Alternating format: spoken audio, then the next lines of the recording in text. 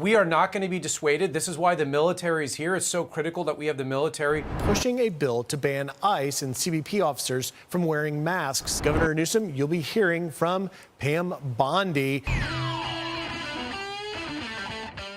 I want to hop into a Fox News segment that I just found absolutely hilarious, as they're genuinely wondering why ICE is receiving so much backlash.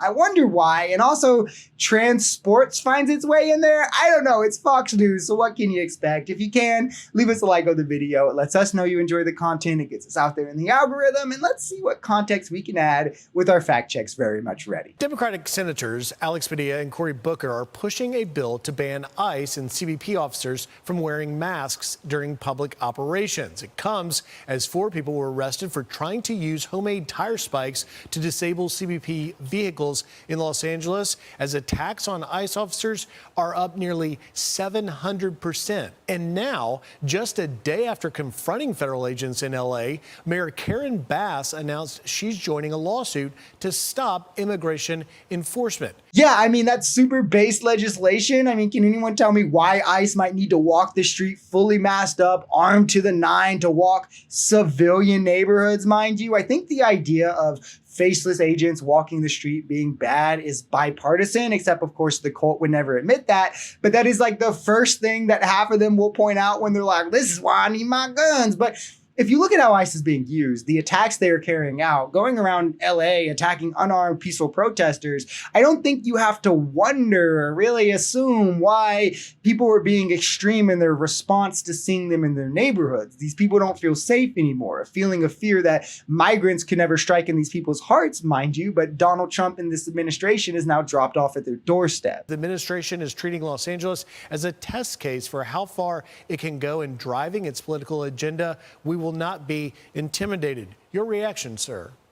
Yeah, let me be very clear what's going on here. You have the politicians in California who are being openly hostile to the federal government. We are doing our job. We are enforcing federal immigration laws as written by Congress. If Karen Bass didn't like the law, she should have changed it when she was in Congress.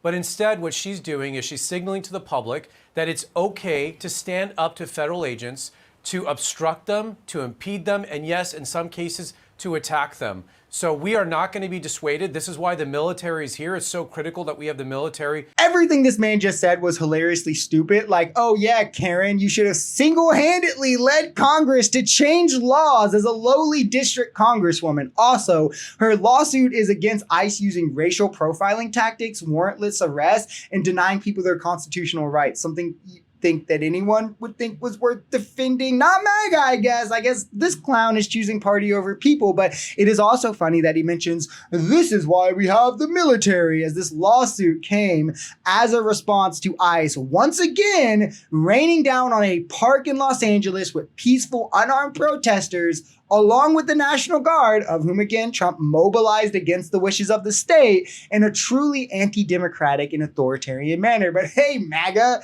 we were just lying when we said Trump was going to attack democracy, right? California's Governor Gavin Newsom says he will not block trans athletes from school sports despite DOJ warnings. Now, Secretary McMahon reacted to Newsom's rejection on Monday, saying this: turns out Governor Newsom's acknowledgement that is an issue of fairness was empty political grandstanding.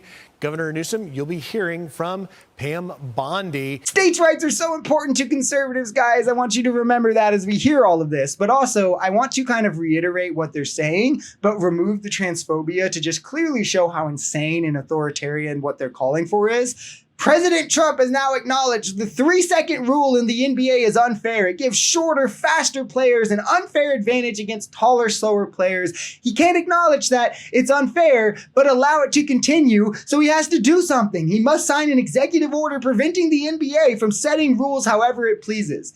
These people are calmly and casually now saying the government should interfere in a private sports organization. Like, the mask is fully off now. They're doing it in front of us, and they feel like they have nothing to worry about because they can get away with it if they root it in some form of bigotry. Freedom and democracy are under attack from all angles, especially from these minority groups that are under excruciatingly increasingly excruciating attacks from the Trump administration.